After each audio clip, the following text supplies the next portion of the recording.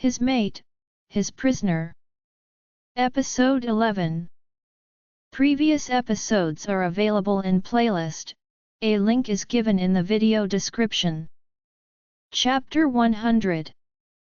Kane, my mind and heart are spinning out of control. I don't want to believe a word coming out of Gabriella's mouth.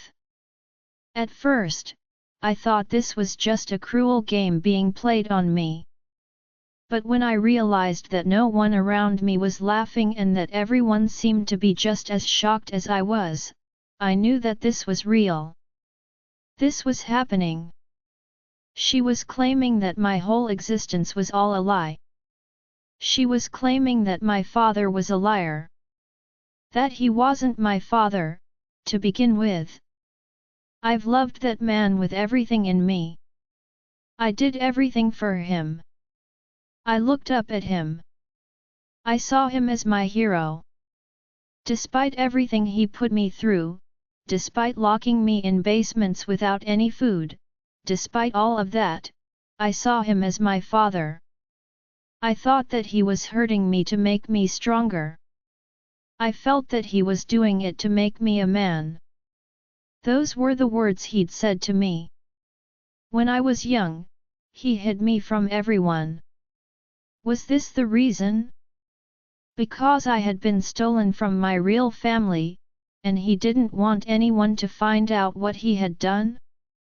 That would make plenty of things he'd done in the past make so much sense.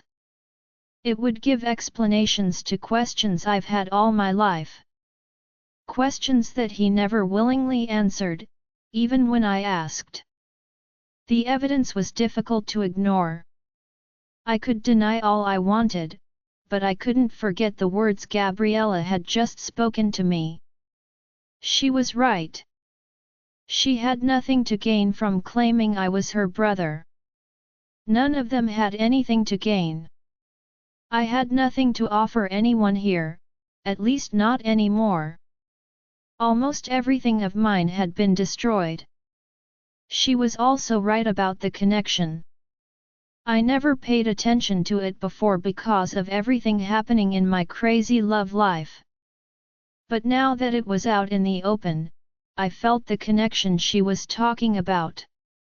I also had a strong urge to protect her and keep her safe. I knew I wouldn't stand back and watch anyone try to hurt her. And this connection that I felt was nothing like I thought for Maya. It was different. It was a brotherly affection. She was telling the truth, wasn't she? I was her long-lost twin. We were both hybrids. We were the same age, no doubt. My supposedly birth parents recognized me the moment they saw me for the first time. My heart was telling me that I knew them even though I hadn't met them before today. All of the signs are there. I didn't need the blanket and the locket to prove anything, I would know the truth in my heart without having those things as proof. I hate that this is happening to me, but there are no more chances for me to run from this. Even though I knew now that this was my real family, I had no idea how to accept them. How did I forget about my past? The closest people in my heart were my enemies without me even knowing it.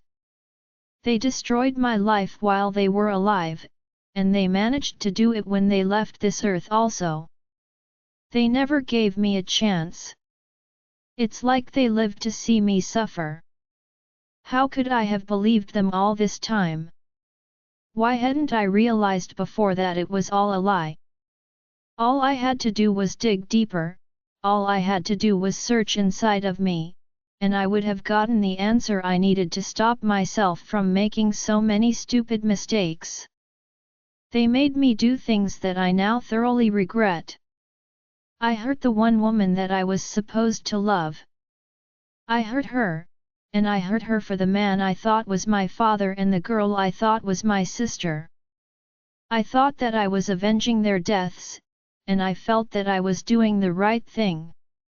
I don't think I've ever met a person dumber than I am. To do the things I did for people who hated me. They were good at masking the truth. They fooled me till the very end. There is one person that I need to beg forgiveness for my foolish and heartless actions. One person that never deserved all the wrong I've done to her. I never deserved her. I never deserved Maya. And after knowing who I was, knowing that the man I fought for, the man I hurt my mate for, was never actually my father, it was enough to shatter everything inside of me. All along, I thought that I was fighting for a good cause, that I had to do this for my father, that it was what he would have wanted me to do. This entire time, he was a liar, someone that caused my real parents pain. Before finding this out, I already felt guilty for everything I did to Maya.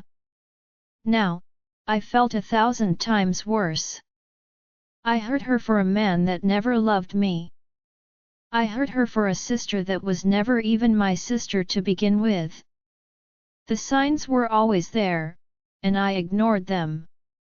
I ignored them like a pathetic fool. I should have known that Ariana was the only one that he truly cared about, and that was because she was actually his daughter. And I was never his son. My mind is racing with everything wrong that I've done in the past. All this time, causing pain to others because I thought it would make my father proud. I did so many things that I regretted, and all of them were because of him. I was always trying to make him happy, to make him proud of me. No matter what I did, he never seemed to love me more.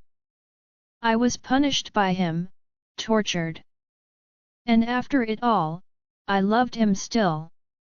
I loved him because I thought that he was my father, I thought that he was doing everything for my own good. I thought that he was teaching me to be stronger. Now I knew that it was all a lie. All this time, he enjoyed hurting me, he enjoyed torturing me, enjoyed seeing me fight for his affection. How stupid could I be? How could I have not known? He's never loved me. He's never loved me the way a father loves his son. And Ariana never treated me as her brother. She treated me like another one of her pawns. And still, I loved her more than anyone, still, I loved father more than anyone. Why am I still referring to him as father? He never was one to me. What had I done? I destroyed everything with Maya and hurt her over and over again, all because of people that never loved me to begin with. She was probably the first woman to love me, and I let her down. I let her down. I hurt her. I made her cry. I was never there for her when she needed me the most. What was wrong with me? How could I have done so many things to hurt her? There were no excuses anymore. The only reason I had turned out to be bullshit. I fought for people that didn't care about me. I was a lunatic. I know that Gabriella is saying something to me. I know that my birth parents are trying to get my attention. But none of them have my attention. Maya is the only one that does. I'm looking straight at her. I don't even deserve to see her pretty face. I don't deserve to look her way. All I can think about now is begging for her forgiveness. The guilt was eating me alive. After everything, knowing what I did now, I knew I couldn't let her down again. I was done messing things up for her. I was done hurting her. I don't care if I had to break my heart to treat her right, but I would. For her, I would do anything once it meant that she would be happy again. Anything. Maya, I can see how much this new information is killing Kane. I can feel his pain from all the way over here. I could feel it so strongly. And I was sure more than ever now that we were mates. Cain was my mate. This man, he was mine. But he was also Maya's. And he felt like he owed her his life more than anyone else in this room. I could tell this by the way he was looking at her. I should have known that he would feel more guilt towards her after learning that the people he fought for were never his family, to begin with. Cain. Gabriella calls his name. Please say something. We want to help you. Telling you this was never my intention to hurt you. I wanted to be honest with you. I wanted you to understand that you have a real family. A family that will be there for you the moment that you need help. We will always be by your side. We will never let anyone take you away from us again. Never. Cain doesn't look like he's hearing a word she's saying to him. And it goes the same for anyone else that tries to grab his attention. I'm worried that he was so shocked that he wasn't aware of what was happening around him. I don't think that he doubted Gabriella anymore. I think he knows that she was telling the truth. He knows that he is her brother. He knows that these people are his parents. He knows the truth. After all these years of thinking that Eric was his birth father, he finally learns the truth. The secret was finally out. And it was destroying him. My lips part when he begins to move. At first, I thought that he was about to leave. However, I'm shocked when I realize who he's walking towards. Maya. The air seems to knock right out of me as Cain drops to the ground beside her. Everyone is confused by his actions. But none as much as I am. He'd just found out that Gabriella was his sister, that he had parents, brothers, a family, one that was ready to welcome him home. Yet the first thing he does is bow his head in shame in front of her. Why would he do it? Why didn't he try to hug his parents instead? They were waiting for a chance to hug him and hold him close. They weren't the only ones. I can see how much Gabriella wants him just once to admit that he is her brother. He's still kneeling in front of Maya with his head bowed. He hasn't moved for a good few seconds. I'm beginning to think that he isn't even aware of his actions. My body shakes with an unknown emotion as he whispers her name. Why does it feel like he's calling out to me instead? Why do I think his actions were meant for me, not her? Am I crazy for thinking this way? This was not the time for my body to react this way. This was not the time for my heart to confuse my mind. I felt like someone was purposefully squeezing my heart as he lifted his arms and hugged her to him. I'm sorry. I'm so sorry, Maya. For everything.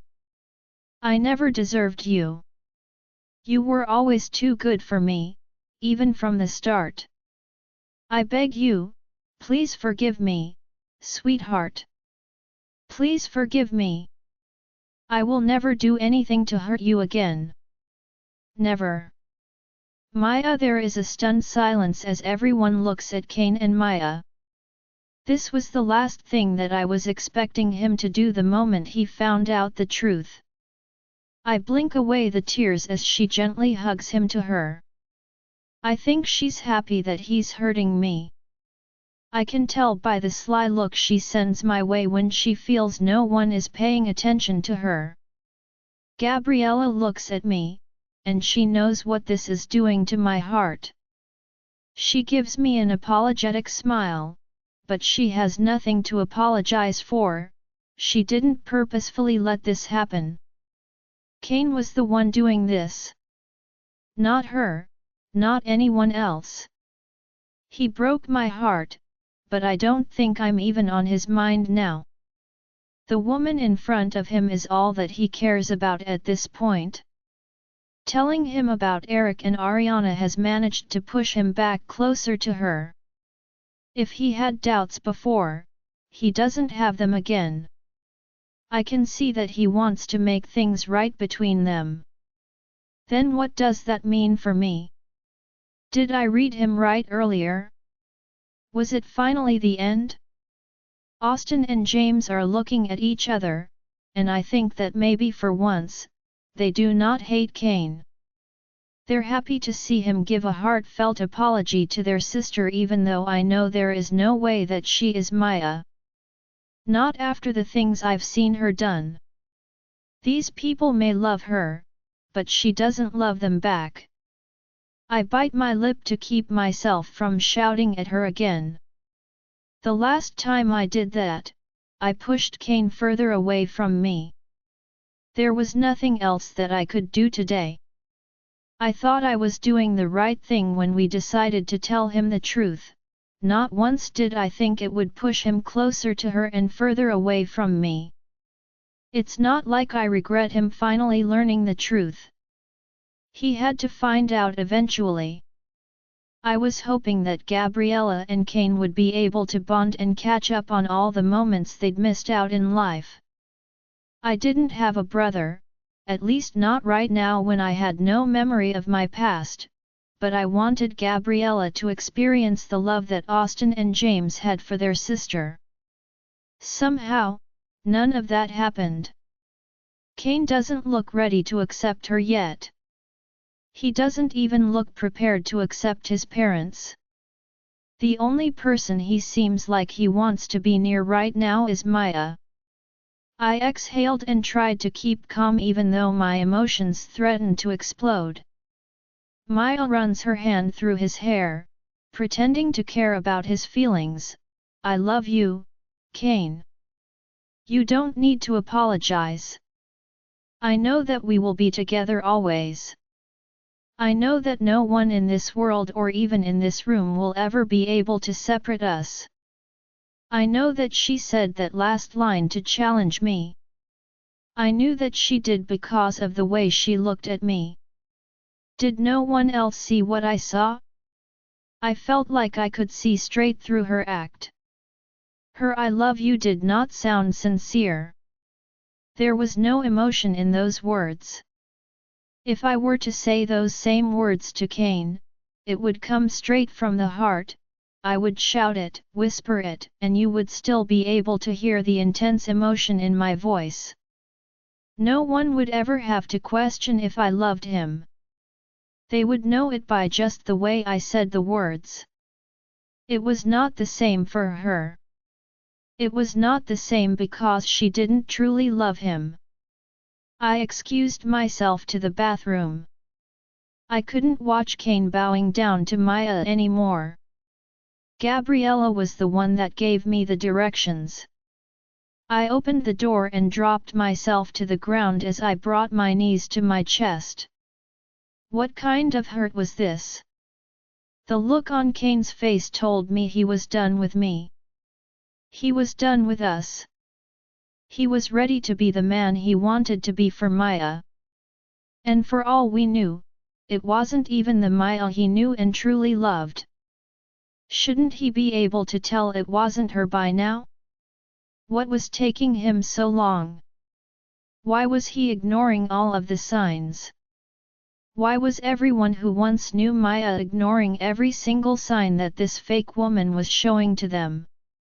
I don't know how long I could stand back and not say something. I knew that the moment Kane found out the truth about his family, everything would change. But not once did I think it would take him further away from me. I knew this day would come one day, a day where he decided that it was time to let me go for good. I didn't think that day would be today. Earlier, I felt the distance he was putting between us. Now I knew that the distance was very much real. He may have decided this even before Gabriella told him who he was. He was already trying to push me out of his life before he showed up here today. Why? What caused the change? My heart aches. actually aches. The horrible part was that I didn't blame him at all for anything. I blamed myself. This was all my fault. But was it really? According to Atticus and his brothers, it's possible that I am also his mate. If that's true, I can't put the entire blame on myself. Being his mate meant that it would hurt to see him with another woman.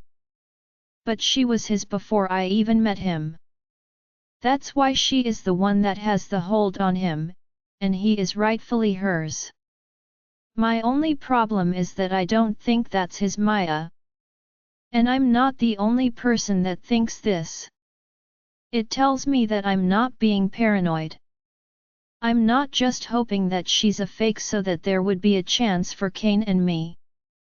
I wiped the tears. I couldn't spend the rest of my day locked inside this bathroom. It's already been a few minutes since I'd stepped inside here. I had to pick myself up before Gabriella came looking for me. She tends to worry about me, and I know that she understands how painful it is to see Kane with Maya. She knows that there is a high possibility that I'm also his mate. She knows more than anyone else the kind of torture this is for me. I don't know what fate brought Gabriella into my life. But isn't it crazy that the closest friend in my life right now is Kane's sister? I force myself up and take a look in the mirror. I could try to make myself look less broken-hearted, but I don't think anything could help this right now. When I open the door, I'm surprised to see the man responsible for my pain in front of me. "We need to talk," he says to me. "Did you follow me here?" I ask, unable to hide the hope from my voice. I want to kick myself for being this way. Why is this the first thing that I ask? There are so many other questions that I needed to ask him, yet those are the first words that come out of my mouth. There is an awkward yet painful silence between us. I'm not even sure what he's doing here right now. Wasn't he by Maya's side just a few minutes ago? Wasn't he telling her that he would never hurt her again? So then why did he follow me here? What could he possibly have left to say to me? Just earlier, he wouldn't even look at me. He places his two hands on the wall behind me and leans in. "I'm sorry," he whispers. "I'm so sorry. For everything. For leading you on when I knew Maya would always come first. For making you think there would ever be something between us. For what I'm about to do and for everything else. You don't deserve it. Maya doesn't deserve what I did. Neither of you does. I'm the problem, and I'm trying to fix it. I know I shouldn't admit this, but letting you go will rip me apart, but I have to do it. I can't hurt Maya, not after everything. I'm finally thinking straight, and I beg you not to say anything. If you open your mouth, if I hear your voice, you will make me weak, and I can't let that happen. Not today. Not tomorrow. Not ever." My lips part when he leans in closer and exhales, "Please help me do this. I can't do it without your cooperation.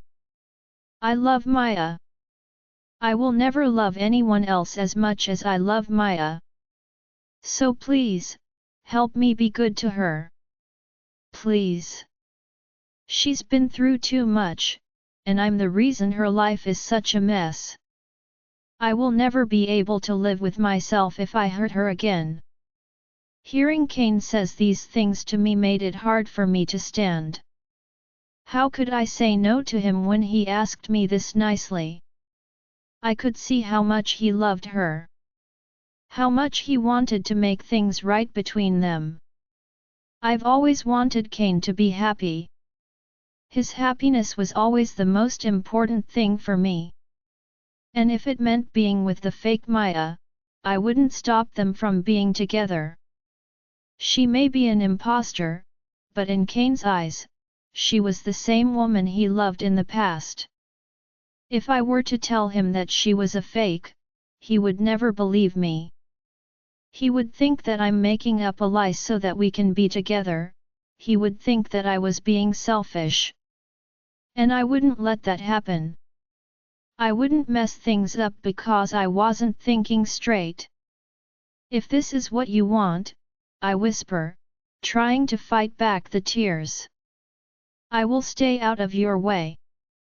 I will step back and never interfere in your life again. There are plenty of things I wish to say to you for one last time, but I know that it will only make things harder for the both of us. I'm sorry, Kane, for turning your life upside down.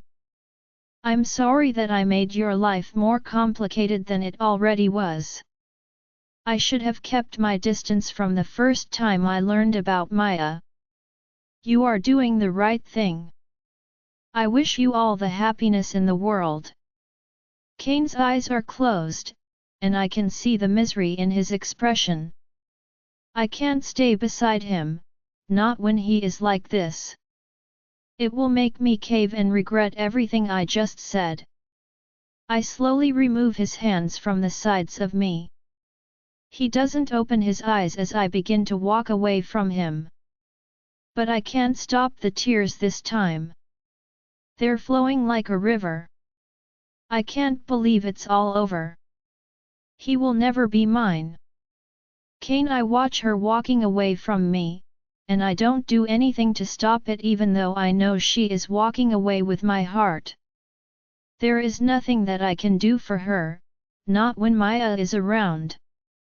The guilt I felt inside for hurting Maya would never let me be with another woman. And that's how it's always supposed to be. It was always supposed to be her and no one else. I was wrong for ever engaging in physical contact with anyone else but her. I should have stopped it before it ever came to this point. To the point where I felt like the girl was stealing my breath as she walked out of my life. I unbuttoned the top of my shirt. Suddenly, it felt too hot. I was fighting everything inside of me not to run after her. I had betrayed not one but two women. They both deserved much better than me. Maybe the right thing was to let them both go, but I knew what happened the last time I tried letting Maya go. She disappeared from my life and ended up being in danger. And I was still spending every day trying to make up for that. I couldn't make the same mistake again. I wasn't walking out on her. I wasn't leaving her alone when she needed me the most. This was the only proper way to move forward. I could never give my heart to another woman but her. I would stop myself before that ever happened. And that's exactly what I'm doing here today. I'm stopping myself before another woman takes the place of Maya in my heart. She was by my side since the start, and she was the one I treated the worst. Maya stuck by my side even when I destroyed her life. She loved me even when I didn't deserve her love. She saved me from her brothers when I'd almost killed her from emotional pain. After everything, I knew that it would always be the right decision. Always. 1 week later, Maya, please talk to me, Gabriella begs. I hate seeing you like this. I'm sorry, Gabriella, I whisper. I'm not in the mood to talk to anyone. I want to be alone. Please try and understand. It's hard for me to talk right now. I miss him. I miss Kane so much. I refused to step out of the house since the last time we spoke. Lucy invited us over the past few days, but I turned down the offer each time. Gabriella and Arthur went to those events while I stayed home with Emma. It's been 1 week, and you still haven't recovered from what happened with Kane. I knew I should have fought more to protect you from getting heartbreak. I should have known that a man never leaves his mate for anyone else. I didn't think telling Kane he was my brother would mean he would fall more for this fake Maya. I thought he would have realized by now that she wasn't who she said she was. Maybe we were wrong about her, I whisper. Kane seems sure that she is his mate. He wants to make her happy. If he had any doubts in his mind, he wouldn't have chosen her over me. He chose her because he still thinks that she is his Maya. He thinks that she deserves to be happy now after all of the pain she's been through. Are you hearing yourself? Gabriella demands. How can you let Kane destroy his life? She's not the real Maya. Are you not trying to prove it like we proved that he is my brother? You've fought so much for Kane already since the first day that you met him. Why are you willing to stop now? Why are you willing to let the fake Maya hurt him? My fingers tighten around the blanket. Her words are getting to me, and I think that she knows it. I didn't want to say this, but Kane doesn't look any better than you. She whispers. I can see the disappointment in his face every time we show up without you there. He's looking for you even though he asked you to let him go. I don't think he meant those words. I think it was the shock of finding out about our family that made him act irrationally. He misses you. I know that he does. And you're not doing anything wrong by loving him. That woman is not Maya. You're not betraying anyone. At first, I thought you had to stay away from him, but I realize now that I was wrong. What you feel for him is not normal. This love reminds me of the love I feel for Arthur. You're his mate, and you have to fight for him. Make him realize that you're the one he has to be with. No one else. I slowly lift my gaze towards Gabriella. Was this true? Was I indeed not betraying anyone by fighting for Kane? Nothing would make me happier than knowing there was a chance for us, that I was the right option for him. I miss Kane so much. These past few days were awful without him. Do you want to get Kane to finally admit that you are his? Gabriella asks me. We both know that Maya is not who she pretends to be. I don't want my brother to be with a woman like her. I want him to be with someone that actually loves him, and you are that person. We need to push him towards you, or he isn't going to realize that he's doing. We need him to see that he needs you just as much as you need him. I hug Gabriella to me.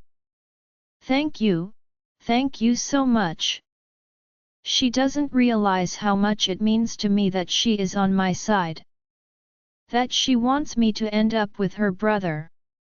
How do you plan on making him see that I'm the right choice? I ask her. What are you two up to again? Arthur barges into the room. I get a bit worried whenever Gabriella has an idea. It usually involves a lot of trouble. Trouble is good. She responds. It's how we got together. Isn't it? He shakes his head and leaves the room without answering her. Back to what I was saying before we were rudely interrupted. Gabriella continues. I think that we should start by ignoring him. It would be best if you ignored him as much as possible. Don't give him any attention. Make him believe that you're really over him. Since he's been looking for you every time we visited, I'm positive that the moment he sees you again, he will be craving your attention. He will become frustrated when he realizes that you're finally listening to him. I know that he will be. I nod. I've never ignored Kane before. I've tried a few times, but it always failed. This is the first time that I'm willing to do it because I know that there is a chance that it will bring us closer together. I was willing to listen to him, to let him forget me so he could be with Maya. But Gabriella's words have successfully changed my mind. She's not Maya. And she can't be his mate. I'm his mate. I'm the one that he needs to be with unless the real Maya shows up. It was the only time that I would be willing to step down. Has he warmed up to you as yet? I ask her. I was too depressed before to ask her anything about Kane. Just his name would have been enough to make my heart hurt. Now that I knew that she was going to help me get him back, I wanted to find out everything that I had missed in a week, from locking myself inside the room and avoiding everyone. She sighs. I've tried having normal conversations with him, but I don't think he's willing to accept that he's a part of my family. At least not right now. I think Kane has a lot going on in his heart and mind right now to welcome the thought of having a family that loved him. He has always been so skeptical about everything. It will take him time to trust us. And I think we have the rest of our lives to make that happen. I don't want to force him into anything. I want him to come to us on his own. I feel like forcing him would only make things harder on all of us. I had to agree with her. Forcing Kane would never work. He had to see that his real family did love him and wanted what was best for him. Now that I've finally managed to get you into a better mood, I can finally tell you that we have a wedding to attend at the end of this week. She informs me. A wedding? I ask her. Yes, Atticus Fawn is getting married, and we're all invited. This is your chance to see Kane and ignore him. This is also your chance to act interested in other men. If I know my brother or any man with a mate, I know he will go insane when he sees you with another man. Atticus has many brothers, maybe we can pretend to hook you up with one of them. Is he marrying his mate or Autumn? I ask her. I remembered the article that spoke of his wedding. I knew that he didn't want the wedding to happen. And doesn't his brothers have the same mate? Why would they agree to act like my date? Gabriella's eyes are sad, and I know the answer before she says anything. He's marrying Autumn.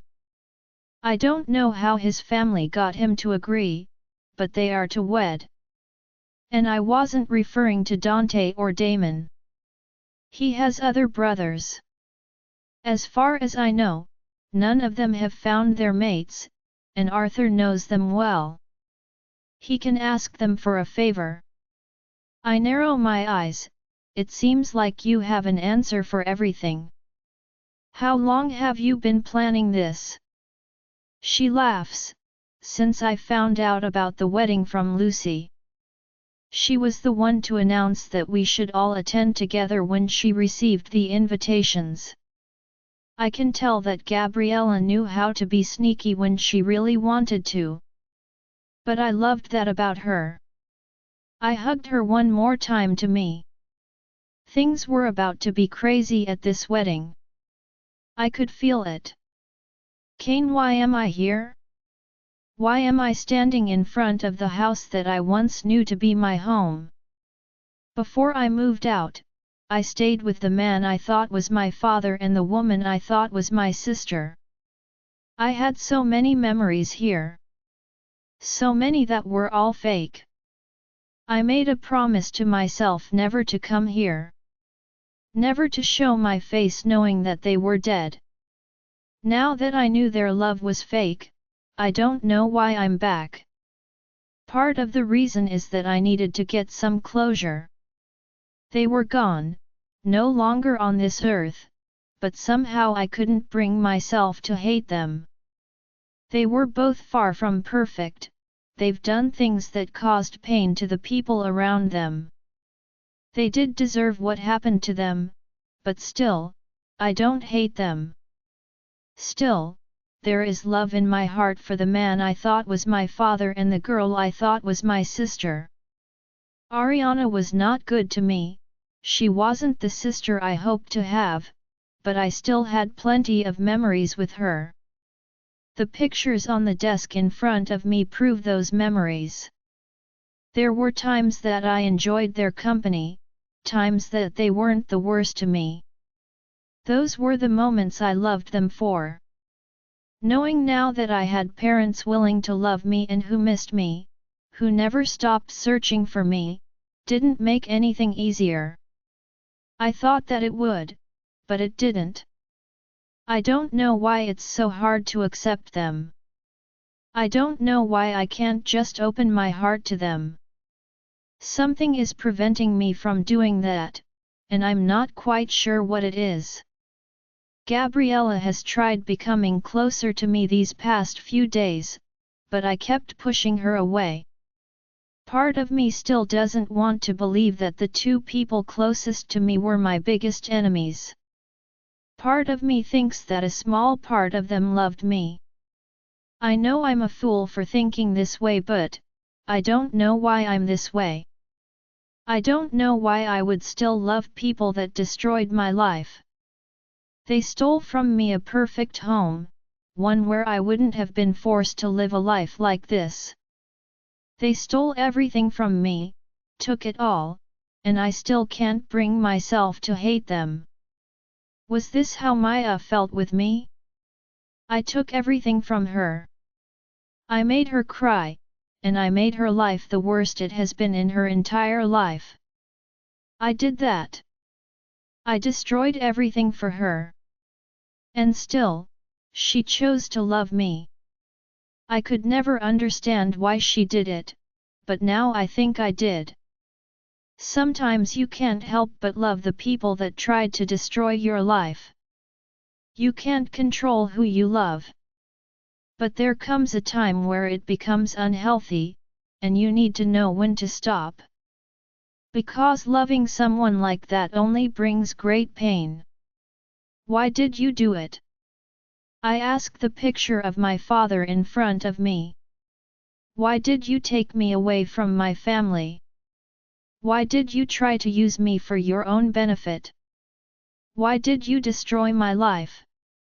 I don't know why I was expecting a response from him. I don't know what I was expecting from talking to a picture. What would have happened if they were alive when I found everything out? What would I have done then? Would I have had the guts to get rid of them myself? Or would I still love them as I did right now? I guess I would never know. But having a family like this was something that I deserved. My destiny was already written. I was always going to hurt Maya the way that I did, and it's why I never deserved to have a happy childhood.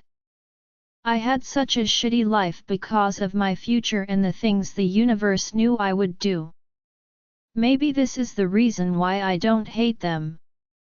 Maybe I'm grateful they destroyed my life because it made me feel good that I suffered the same way I made Maya suffer. I slammed the desk onto the floor, and everything crashed to the ground. Why don't I hate you? I roar. I should hate you after everything you've taken away from me. Why don't I? I felt like destroying everything inside of this place. I wanted to get rid of it all. All the memories that I had of them. I wanted to forget that they ever existed. I want to hate them so badly. I pick the picture up from the ground and stare at it. I let myself fall against the wall. Why did you do it? Why? I stayed that way for minutes, maybe hours, I'm not even sure anymore. I just knew that I stayed in that exact position without moving. I close my eyes, and all I can see are their smiles. I want to remember them that way. I want to remember the good parts, not the bad. I want to pretend that they weren't the monsters I found them out to be. I want to remember them as my father and sister. The father and sister I had before I found out about my next family. I forgive you, father, I whisper. I forgive you, sister. I forgive them both. I forgive them because it's the only way that I can get closure. I won't ever hear their voices again or see their faces in person. All I had were my memories, and I would choose what I do with those memories. I run my hand over my face as someone else pops into my memories. She's another reason why I came here. I hoped getting out of the house would help me forget about her. I needed to get her out of my mind, out of my system. She listened to me without questioning anything. She let me go without protest. She surprised me that day. Then she disappeared from my life. She never showed up. She was punishing me and ensuring I didn't get to see her face. She knew that would ruin me more than anything else. She knew not being able to see her, not being able to hear her voice, would destroy me little by little. She knew that she was making my life a living hell. Ah! Now I was blaming her for listening to me. What was wrong with me? I should be happy. And now I had a wedding to attend. I tried getting out of it, but Maya wouldn't listen to me. She insisted that it would look bad if I left her to participate in the wedding alone. Now I had no choice but to go since I've been listening to her every command while trying to please her. But the real reason for going was the small part of me that was holding on to just the slightest possibility of the girl being present. I wanted to see her again. Just once. I wanted to see her. I knew I promised myself not to even look her way again, but I was craving for just one chance to be next to her again. Just one chance. Maya, I absolutely love that dress on you, Gabriella tells me. It's a light pink dress that wraps around my neck with two short slits on each side.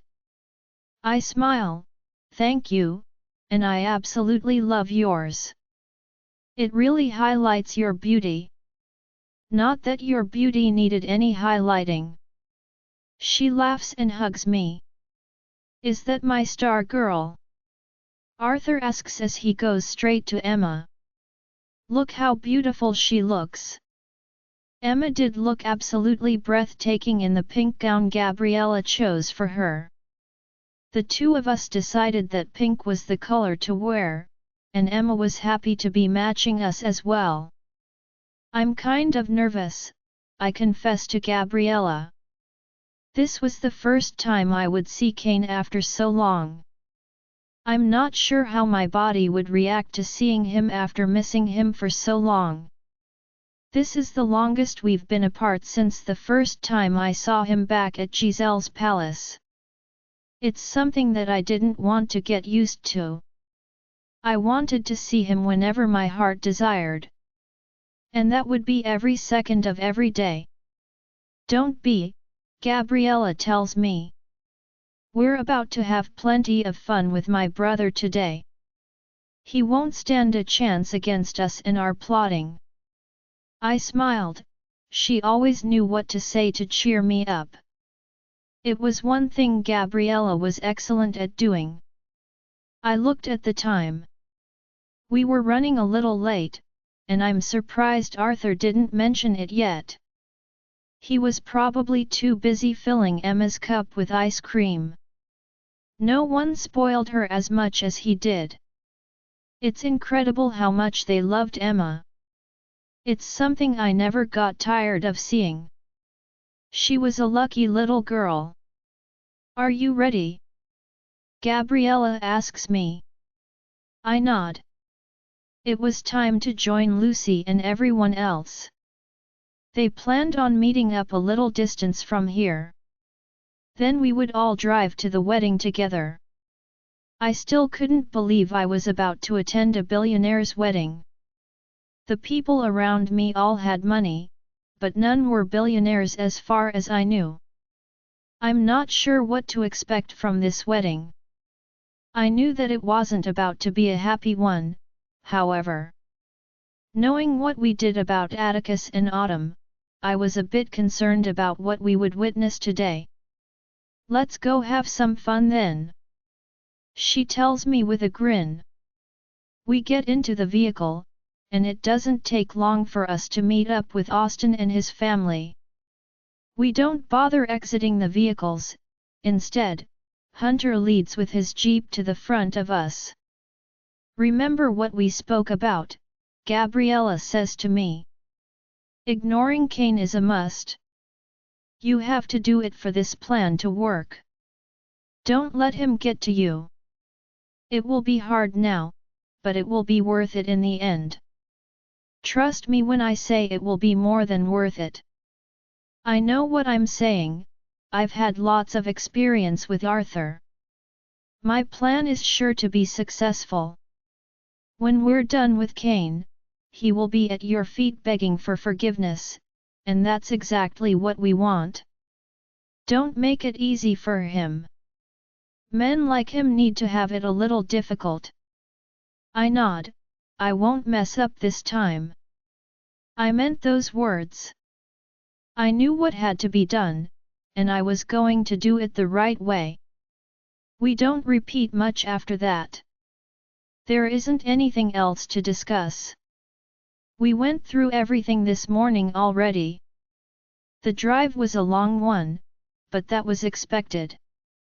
We're here, Arthur announces as we pull up to a beautiful gate. How tall exactly was this thing? You couldn't see anything from the inside from here. My eyes widened when a guard asked us to step out of the vehicle so that he could search us. It takes him a few minutes, he then checks the validity of our invitations before allowing the gate to open. These guards were even stricter than the royal guards I was used to seeing. Are they scanning the vehicles? Gabriella asks as something like a blue laser flashes us as we pass through the gate. Fun fact, our family sold this to them. The Fawns are one of our biggest customers. Arthur explains. His eyes grow sad suddenly, and Gabriella squeezes his shoulder as if to tell him it is okay. I didn't know their entire story, but this conversation severely affected Arthur. Do you think that your father would attend? Gabriella asks him. I know that they are good friends. He must have also received an invitation. His hand tightens on the steering wheel. If he does attend, you don't have anything to worry about. He won't come near us. He won't risk causing a scene in front of one of his most valuable customers. Not on an important day like this. He will respect their place. I know him well enough to know this. Nevertheless, I hope he won't be there, Gabriella says. But I do hope that we get to see your siblings. I'm sure that you miss them. Again, Arthur looks in emotional distress at the mention of his siblings. We're about to find out, aren't we? I follow his gaze. There are hundreds of cars and even more people present. I'm assuming that this must be the wedding of the year. I don't think I've ever seen this many people in my entire life before. I can tell that only the most influential people are invited to an event like this. The only reason I'm here is that I'm associated with them. I'm not surprised that we easily found a parking spot. A number was given to us at the entrance, assigning us to the perfect area, shaded under a tree. There were many acres of land around us, the house alone must have been built on plenty.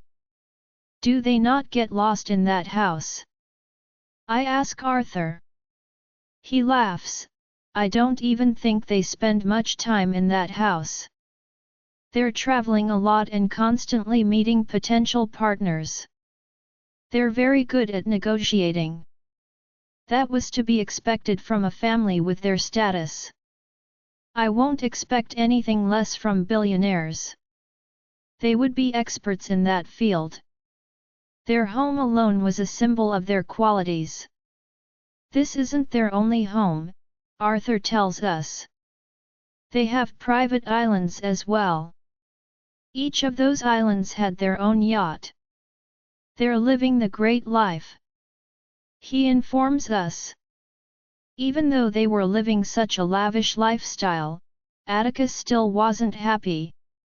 He was marrying the best friend of his mate. I'm about to ask another question when I spot Lucy and the rest of the family approaching us. I try to stay calm as I slowly take a look at everyone present. I was searching for one person. Where was he? Maya, I spot Cain then. It's hard not to. He looks beautiful. He is dressed in all black and looks just as dazzling as he always does. He is holding hands with Maya, or the fake Maya. I'm not sure what to call her anymore. They look good together, like a couple made for each other. There was just one thing wrong with the picture. He seemed to be unhappy. Cain couldn't hide the misery from his face. I don't think he even wanted to be here today from his expression. I glance at Gabriella, who is giving me the look. She's reminding me of what I need to do. I had to keep my eyes on anyone but him. I couldn't give him any kind of attention. Cain needed to believe that I was finally moving on without him. He needed to realize that we were mates. And I couldn't do that for him. He had to know it on his own. I couldn't let him see me looking at him. So far, it doesn't look like he's spotted me yet. He's talking to Maya, she's saying something to him. Unlike him, she seems delighted to be here. I turn away from them and hug Lucy before kissing Roman on his cheek. I loved how he always looked happy whenever he saw me. It warmed my heart every single time. I touch his little fingers and give his hand a soft kiss. And I absolutely love the way Lucy dressed him for the wedding. He looked like a handsome prince. A baby prince. How beautiful is this place? Lucy asks us. It is beautiful, Isabella says. But a little too big for my liking. It doesn't feel like home. Anyone could get lost. You will need a car to get from one part of the house to the next. That's because it isn't your home. Eden teases her sister, who in turn rolls her eyes. Did anyone see Lucas? Lucy asks. I'm hoping that they got invitations to the wedding. I don't want to see Gideon, but I want to see everyone else. Especially him. I miss him so much. We all do. And I think that Maya will be overjoyed when she finally sees him after so long. If they received invitations, I'm sure he will be here, Austin says. He knows that we found Maya. I'm sure that it has been eating him inside, not being able to see her for himself. This will be the perfect opportunity. Everyone looked excited at the possibility of seeing Lucas. They've mentioned him a few times. And everyone seemed to love him plenty. He must be a wonderful person for their eyes to light up how they did whenever he was mentioned. Shall we go inside? Isabella asks. If we stay here talking, we will never make it in time for the wedding. She was right. We would never make it inside if we kept on talking. There were always so many things to discuss when everyone met up. I know precisely when Kane's eyes fall on me, I could feel my skin tingle without looking in his direction. A part of me thinks that he's been trying hard this entire time not to look at me, but it would seem that he had just failed. My skin felt hot under his gaze. It seemed like this would be a lot harder than I thought it would be. I was dying to look his way, but I knew I couldn't do it. I knew that I had to be strong around him just once. This was necessary for our future. If there was ever going to be one for us. Can we stop at the washroom before we go in? I asked Gabriella. She sees the look in my eyes. I think she knows I'm begging for help. Gabriella was good at reading my expressions, and I'm grateful for that. I can't imagine having to tell her in front of everyone why I needed to get away from here. We will join the rest of you in a few minutes. Gabriella excuses both of us. We're taking a trip to the bathroom. I blame being pregnant. She doesn't say anything else as she pulls me forward. I saw him looking at you. She tells me as we near the mansion. Our plan is already working. I think he's concerned that you aren't looking his way. And I think he loves that dress on you. I can't help but blush. I did feel his eyes on me.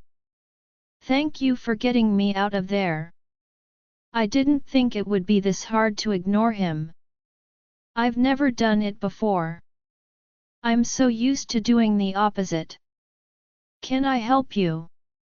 A kind lady asks you at the entrance. She must be one of their workers. Even the maids were dressed in expensive clothes. I don't think there was a single person here that didn't stand out. They made sure that everyone was up to their standard. Yes, we're looking for the bathroom, Gabriella tells her. Can you please point us in the direction? We don't want to be late for the wedding ceremony. She nods and shows us where to go.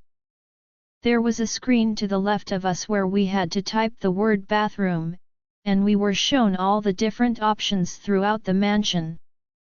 Do you think Arthur's family was also responsible for installing this? I asked Gabriella. I didn't know much about his family, but their family business sounds like a cool one. Imagine being able to create things this fantastic. She shrugs her shoulders. I think it's possible. They're good at those things. Gabriella seems to distance herself at the mention of his family.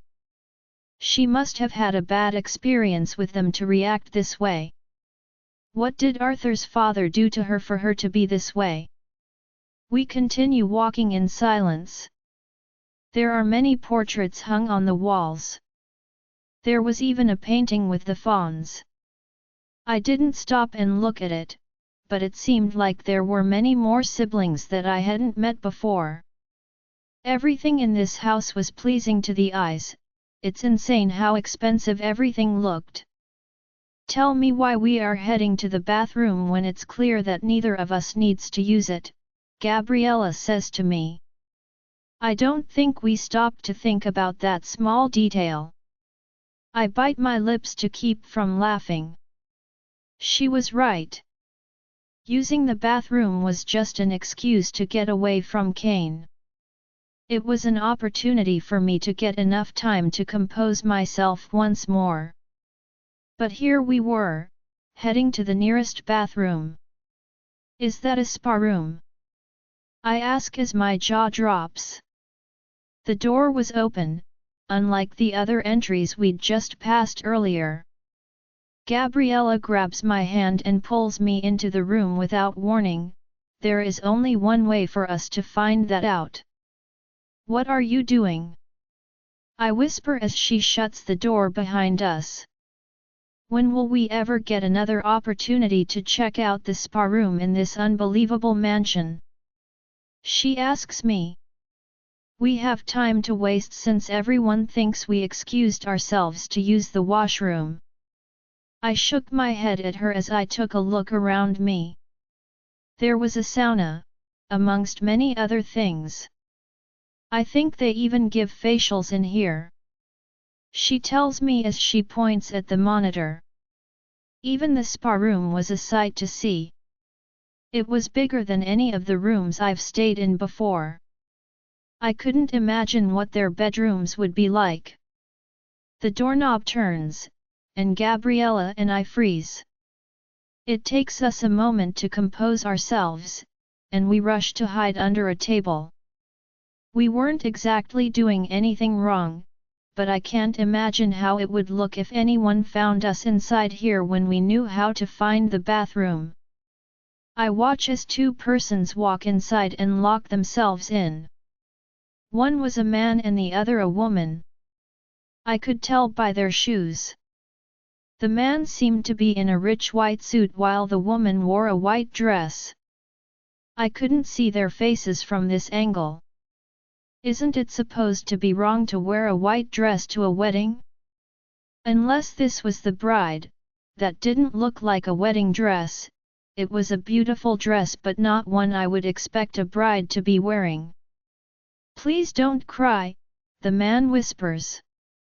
I can't believe Gabriella got me stuck in such an awkward situation. We should have never gotten ourselves stuck in this spa room.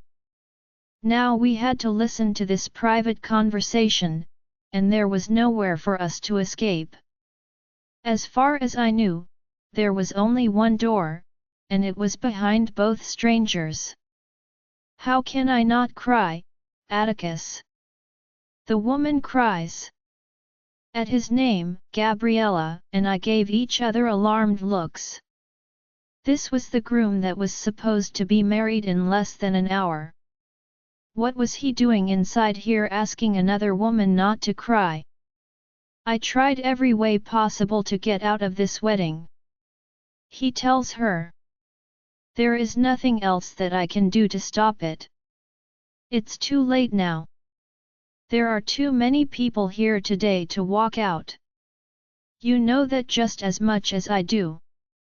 If I walk out today, my parents will lose faith in me. I can't do that to my family. We've worked too hard to get to this point. I understand that. She hissed. But you're my mate. And you're marrying my best friend. I can't believe she didn't think once to try and stop this wedding. How can I see the people I love so much get married? I'm hurting. You're supposed to keep me happy. You promised me that. If it was Damon or Dante, I'm sure they would have found a way to get out of this wedding for me. But you're not trying hard enough. Why would you bring up my brothers? He growls. You already know how hard it's been for me to share you with them. It kills me every day to know that you belong to them just as much as you belong to me. I know you're hurting, but you don't have to throw salt on my wounds. Just answer me one thing. She tells him. What is that? Is this the end for us? She cries. Will you forget about me after you marry her? I don't want to lose you. I love you, Atticus. I don't want Autumn to know you the way that I do. I don't want you to touch her. I don't want you to care for her. I don't want you to even look at her the way you look at me. Gabriella and I are as quiet as we can be as we wait for his response. There is a sharp intake of breath, and I'm sure it was his. How can she ask him these things when he is getting married today? In less than an hour. But who am I to talk to after all the time I spent with Cain, even after knowing he was in love with Maya?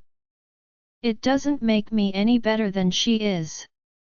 Even now, I'm trying to get Kane to realize our connection. These are promises that I can't make you, Anya. He says to her. It wasn't the response I was expecting from him. Autumn will be my wife from today. At the same time, I could never love her as I love you. I can't mistreat her either. You will always come first, you know that. I'm not sure what will happen after today, but I can promise that I will never look at her the way I look at you. We are mates, I can't look at another woman like I do you. But right now, sweetheart, I can't tell you I won't care for her. After today, I have responsibilities toward her, and I won't be able to ignore all of them. If you want me not to touch her, you know that certain traditions will require me to touch her. I can promise not to take her to bed, to not sleep with her. That's the most I can do for you, my mate. I'm sorry for failing you like this. I'm so sorry. Anya is crying more than ever now, I can hear it in her voice. Why have you always been the perfect one? Why did I have to lose you? Why did it have to be you? Before he can answer her, the door flies open, and I can see that it's a woman wearing a wedding dress. Gabriella covers my mouth to prevent me from gasping. That was no doubt, Autumn. His soon-to-be wife. This couldn't get any worse, could it? How did we get stuck in such a situation? I'm sure Arthur and everyone else was probably worried about us by now. We were supposed to use the bathroom or pretend to use it and then return by their side. Instead, we're stuck here listening to something we shouldn't have heard. Not like this. It felt personal and like trouble. I shouldn't be surprised, should I? Autumn asks the both of them.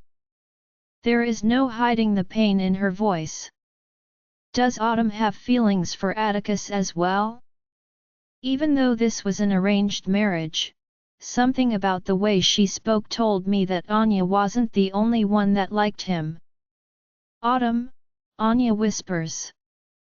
You know that I love him. Can't you stop this wedding?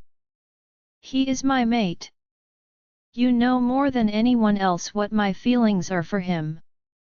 I can't just ignore him after this wedding and pretend like there was never anything between us. And you know he loves only me. He will always only love me. Do you get that? You can never be happy with a man that loves another woman. Especially not when that woman is your best friend. Autumn is silent for a few minutes, and in those minutes, I try to be as quiet as possible. If we made any sound, they would know they weren't alone inside this room. She sighs before saying, Is that what you want? For me to find a way to destroy this wedding and destroy the relationship between our families? Should I tell my father what the two of you are doing less than an hour before the wedding? Would that be something both of you would like me to do? I assume that she's speaking to Atticus, who is unusually silent. I wish I could see their expressions. There is obvious hurt in her voice as she asks those questions. I definitely think she has feelings for him. But it doesn't seem like he likes her, he only seems to love Anya. And that was expected since Anya was his mate. He wouldn't be able to even look her way because of his strong feelings for her best friend. I felt sorry for her. She doesn't seem like a bad person. How hard must this be? Anya, Atticus says. Can you please leave us alone? I'm surprised that she's the one he asks to leave. I thought he would want to keep his mate by his side. She goes to protest, but he cuts her off. Please, Anya. I need to speak to Autumn alone. I don't hear anything except his heels pounding against the floor as she storms off, slamming the door behind her. If she wasn't pissed with him before, she definitely was now that he'd sent her away. He exhales loudly as soon as she leaves. And I'm not sure what he's going to say. Will he ask Autumn to tell her father to stop the wedding? I didn't think her father would listen with the number of people I've seen present here today. It's bad luck to see the bride in her wedding dress before the ceremony. Those are the first words that Atticus has said to her since Anya left. And once more, I'm surprised by this man.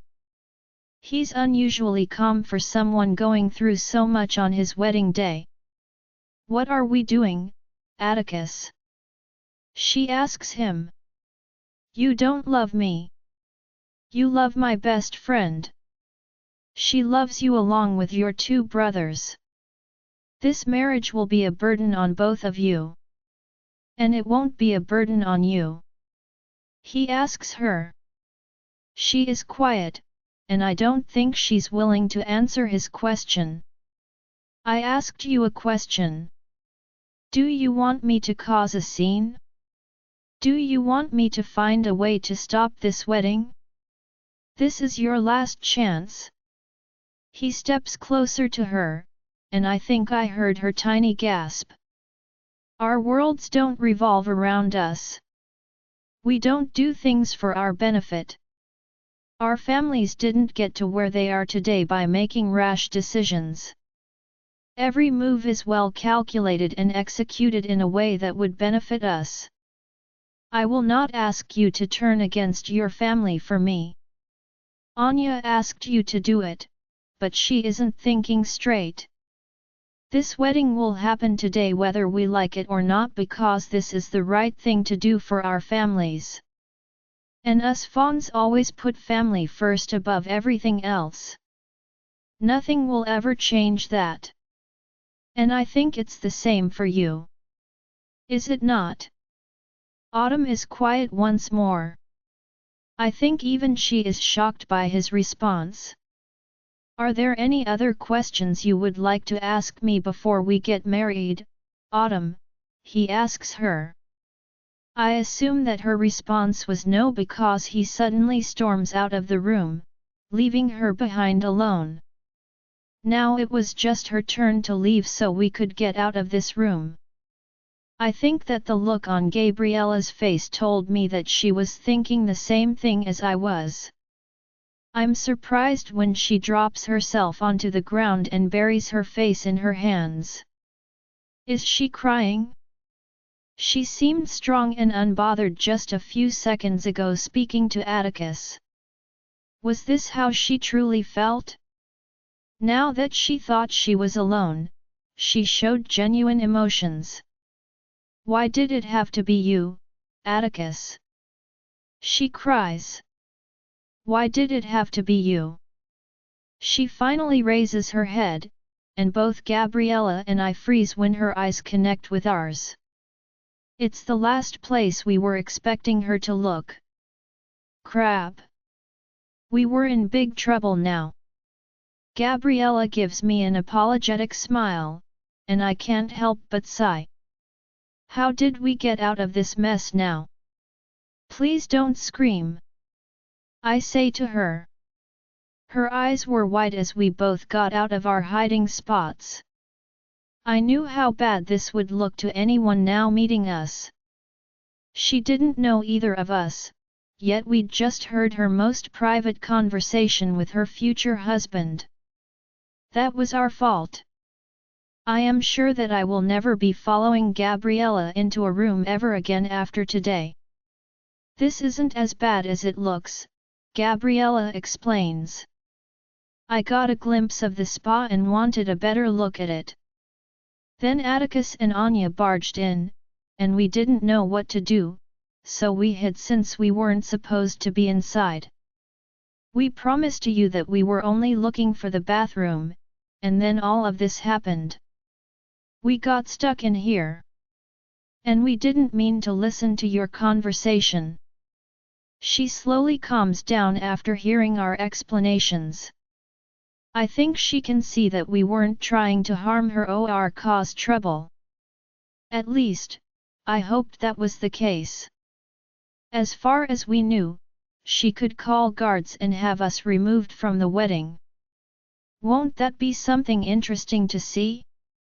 I'm sorry you had to see me like this before the wedding. She apologizes. This must not be a very good first impression. Are you kidding me? Gabriella asks. Look at the both of us. We aren't exactly giving off the best first impression. I'm Gabriella, by the way. Nice to meet you, Gabriella. I assume you know I'm Autumn by now. We know, I answer. I don't have a name to give you, that's a long story on its own. But it's a pleasure to meet you, Autumn. She nods. I would love to stay and chat, but I have a wedding to return to. There isn't going to be a wedding if the bride is missing. I smile. We understand. We will be cheering for you in the crowd. And you look absolutely beautiful. You sure do, Gabriella says. Everyone will be looking at you in awe, including us. She smiles, thanks us one more time, and finally leaves us. Let's get out of here before anyone else comes in and traps us inside, Gabriella suggests. She didn't have to tell me twice. We were out of there before anyone else could join us. I'm assuming what we just witnessed shouldn't be said to anyone else. I ask. She nods. I'll tell Arthur about it later, but no one else. I think we already knew this was happening after what happened the first time we met the Fawn brothers. I just didn't think that we would end up in the middle of everything. We hurry out of the room and follow a few guests to find the others. While there were many guests surrounding us, it wasn't hard to find our people. They would stand out in any crowd. Lucy was the first one we saw.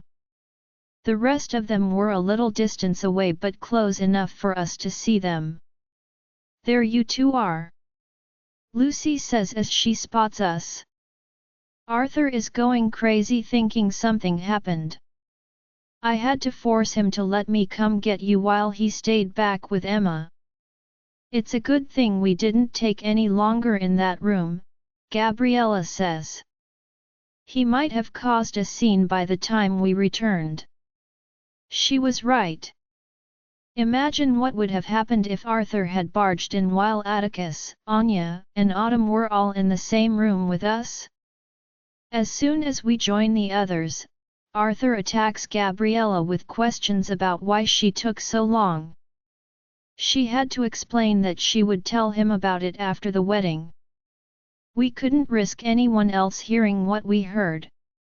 We could trust everyone here, well, not exactly everyone. We couldn't trust the fake Maya. I'm surprised that she hasn't caused any real damage yet. We had to expose her before she tried anything crazy. While you were gone, I was able to find a few men interested in getting to know you better, Arthur says loud enough for Kane to hear. And he does hear. I know because he immediately looks at me. This time, I didn't get a chance to look away before I caught him looking at me. The yearning in his eyes almost makes me forget about everything else, but then I remember that I had to do this. I had to act like I didn't care about him anymore if I wanted this plan to work. And I did want it to work. Looking away from him was one of the hardest things I'd ever had to do. I'm looking forward to meeting each of those men. I finally respond. It was time to give Kane a taste of his own medicine. Maybe then and only then would he realize who I was to him. Maya, she looks so beautiful up there, like nothing happened in the spa room, I whisper to Gabriella as Autumn joins Atticus. She nods, she's good at hiding her emotions. Maybe she's used to it because of the kind of life she's lived. It seems like they've both listened to their parents their entire lives, from what we heard. They've both made sacrifices for their families, and this wedding was yet another sacrifice. I feel sorry for all of them, I whisper. It's unfair that they're being forced into this. None of them look happy about it. They weren't the only ones in pain. I was also in pain. I could feel the tension in the air. Kane still hasn't gotten over what Arthur said to me earlier. I knew that he was angry. I didn't have to look at him anymore to know this. So far, the plan was working. If I could get him angry enough, he might snap and accept what we have. But what were we going to do about Maya? How would we prove that she wasn't the real Maya? I'm not sure if Arthur and Gabriella are looking for a witch to help, but they haven't said anything to me. I believed that only a witch could help us prove that this Maya wasn't who she wanted everyone to believe she was. They're about to kiss, Gabriella whispers. I have a bad feeling about this. I follow her gaze. I had a bad feeling about it too. We heard Anya ask Atticus not to touch Autumn. It's not like he could refuse to kiss her in front of everyone. Maybe he could, but that would be a bit embarrassing for Autumn. I was scared to keep looking. I liked Autumn, she seemed like a kind girl, I didn't want her to be embarrassed in front of all these people. There is an awkward pause between them as everyone waits for the kiss. Gabriella gives me a concerned look. The crowd is becoming restless. It already looks bad that they're taking this long. Any happy couple would kiss without a second thought, they were doing the opposite. You could sense the hesitation from both of them. I'm not sure how long they kept staring at each other before they finally moved closer. Their lips touch for a second, and suddenly someone shouts a name. It took me a moment to realize that the person had called Anya's name. My gaze follows the commotion, and I spot the girl from earlier. I noticed her dress immediately. That was definitely Anya. It looks like she's just fainted, and all attention is now on her as Dante and Damon try to reach her. It's not a good sign when Atticus stops kissing Autumn the moment that his brothers shout Anya's name. It looks even worse when he pulls away from her and rushes to their side, helping his brothers escort a motionless Anya out of the room. I told you I had a bad feeling about this, Gabriella says to me. You were right. Things are in a mess now, I say to her. But there was nothing that could be done. Atticus and Autumn were officially husband and wife from today. And from the looks on their families' faces, nothing would change that. They seemed annoyed at what happened, but now they're speaking to the crowd and trying to play it off as nothing. They want the guests to believe that Anya was lightheaded because she didn't eat earlier.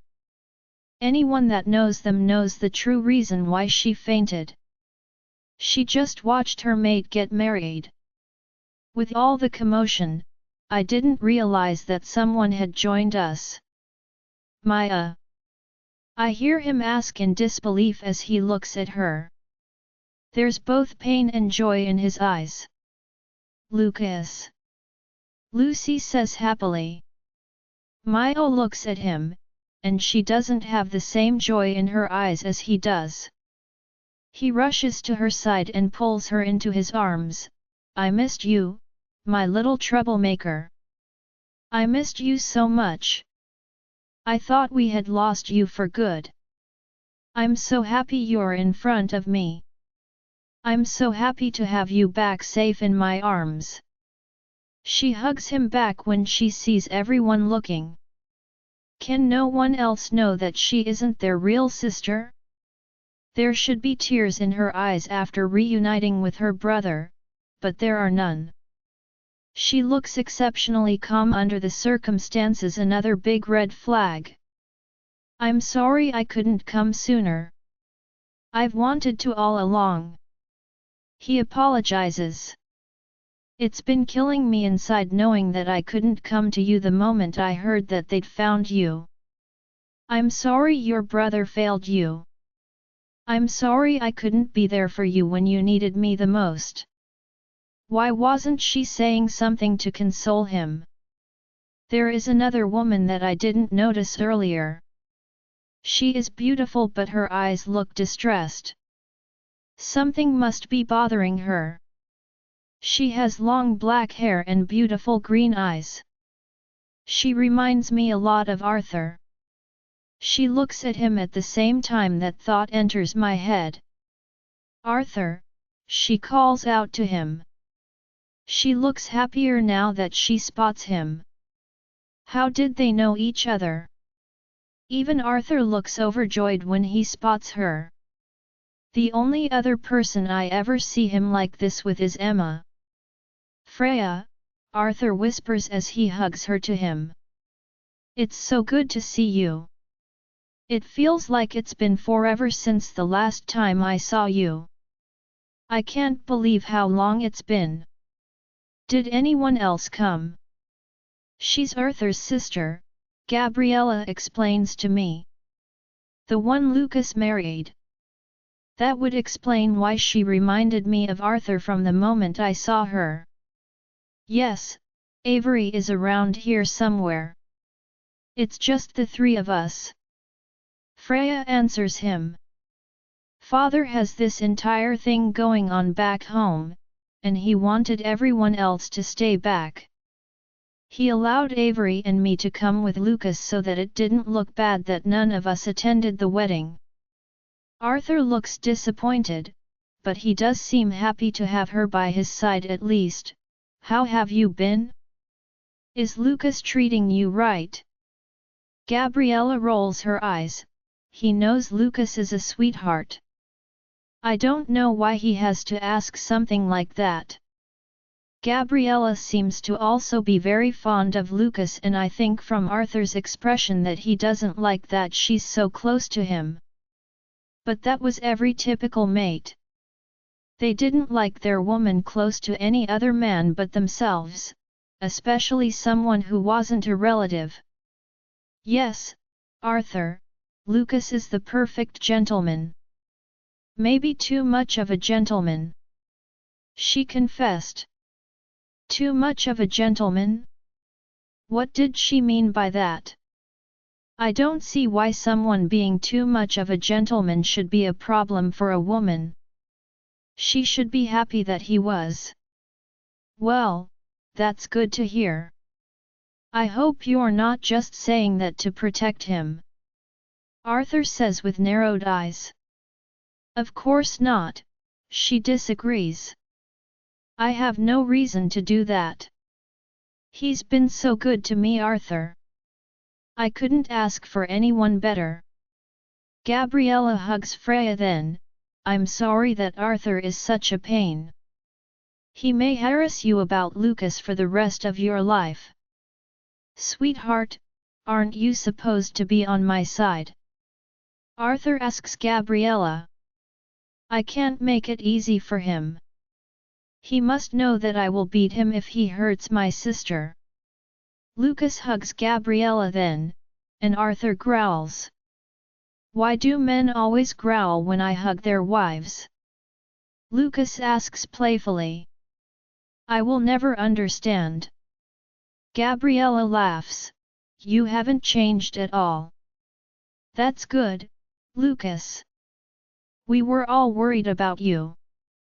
I'm happy to see that you look good. His face looks tensed at her words, but he tries to pretend he's unaffected. Maybe he wants to look happy for Maya and his family. He doesn't want them to worry about him. And I can see why everyone so loves Lucas. He's a joy to be around, and something about him makes everything seem lighter. It's like his presence makes your troubles seem like less. Not looking at Kane was giving me a chance to examine others around me.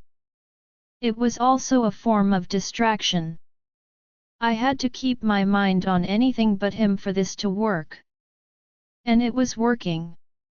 Everyone had their troubles, and I hate to admit it, but it helped distract me from my own.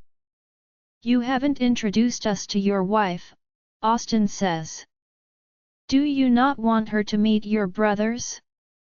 Are you scared we will embarrass you with the many stories we have of you while growing up?" Lucas laughs. "Embarrassed? Two can play at that game, brother." He looks at Freya, and I can see the tension between the two of them as he finally introduces her to all of us. "Avery," Arthur says to a woman that just joined us. "This is Arthur's other sister," Gabriella explains to me. I'm happy that she's here to tell me these things. I would have been lost otherwise. I noticed that both Lucas and Freya looked uneasy the moment that he said her name. Arthur hugs his sister, and she smiles at him. "We all miss you," she tells him. "Even father." Gabriella looks troubled at the mention of Arthur's father. In fact, everyone here looks uncomfortable. I also notice how Avery looks at Lucas when she thinks no one is looking, and when he catches her looking, the two of them seem to get lost in each other. I also see the hurt in Freya's eyes when she notices their connection. Plenty was going on between these three, I could tell by just looking. Maybe not paying attention to Kane was not such a good idea. I felt like I was invading everyone's privacy by examining their reactions to each other. Lucas breaks eye contact and immediately looks at Freya. She tries to hide her hurt, but he spots it before she can do that. I felt her pain. Lucas seems conflicted about what to do, but he walks over to her and wraps his arm around her waist as if to tell her he is sorry for looking at Avery. I can be wrong, I may be looking for something that wasn't even there. It was hard for me to believe that Avery would be interested in Lucas when he was married to her sister.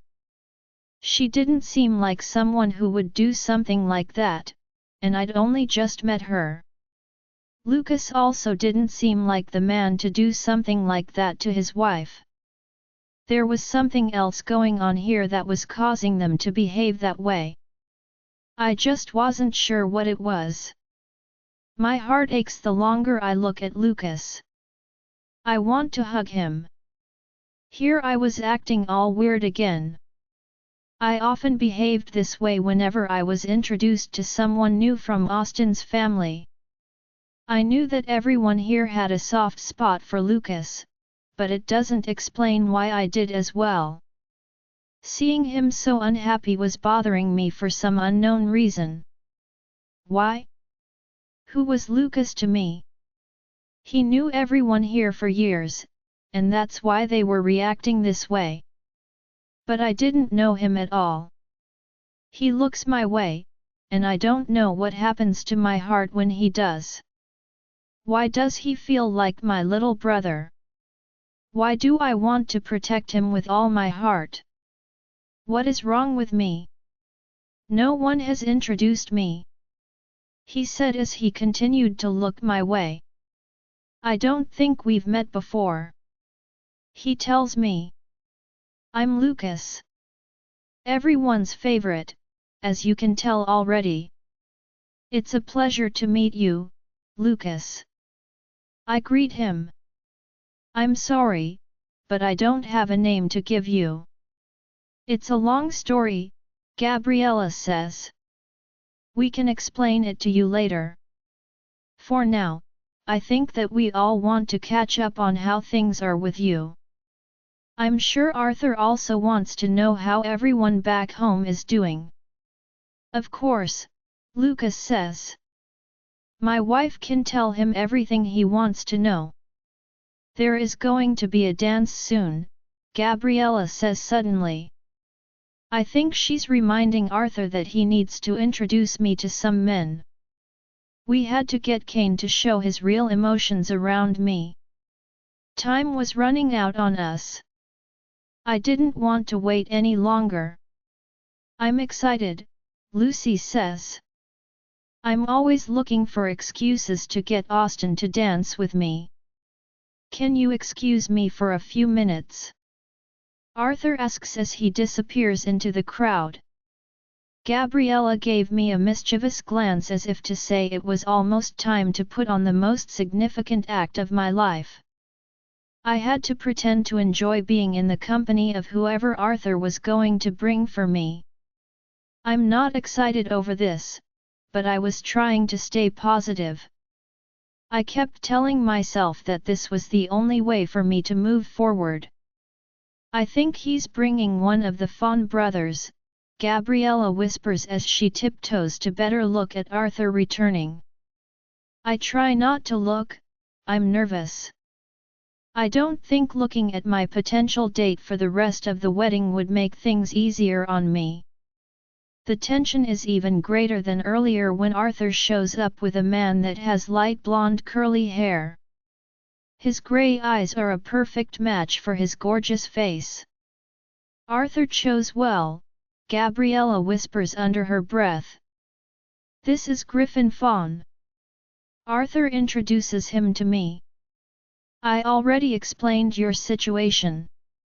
I'm not sure if he's referring to my situation with Kane or that I can't remember my name.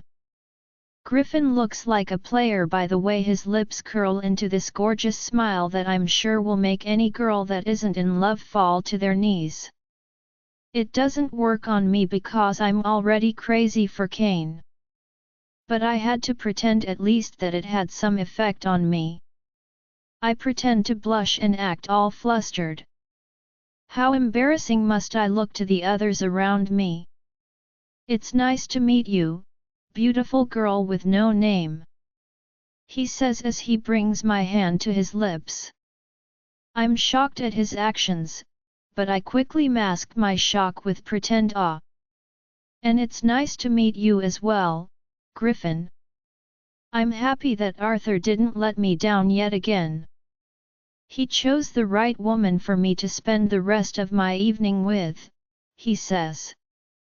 And if you keep blushing in front of me, we might have to make your stay here a little longer than just for the evening.